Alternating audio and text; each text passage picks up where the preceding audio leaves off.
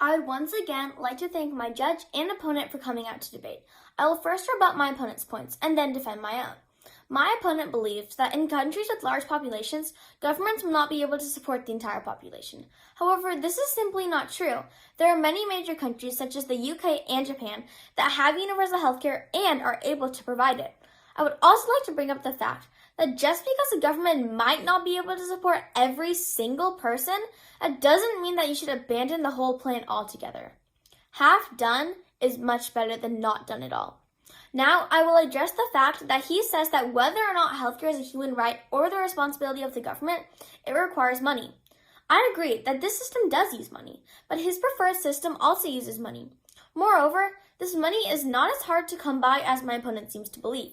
In fact, he gives no evidence or statistics on why governments cannot access these funds or what these funds are. But I will provide an example of how experts in America believe this could be done.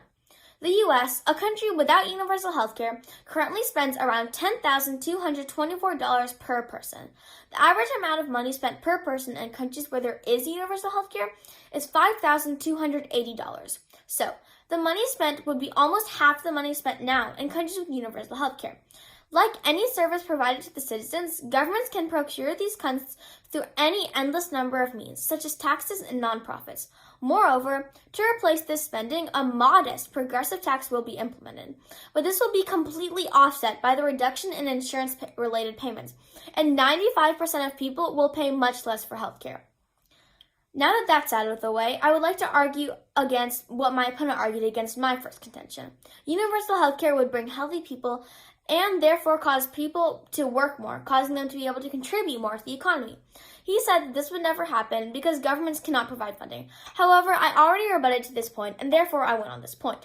Now, I will outline all of the points of mine that my opponent has dropped, and then give voters. My opponent did not rebut contentions 2 and 3, universal healthcare and a softer impact from COVID-19.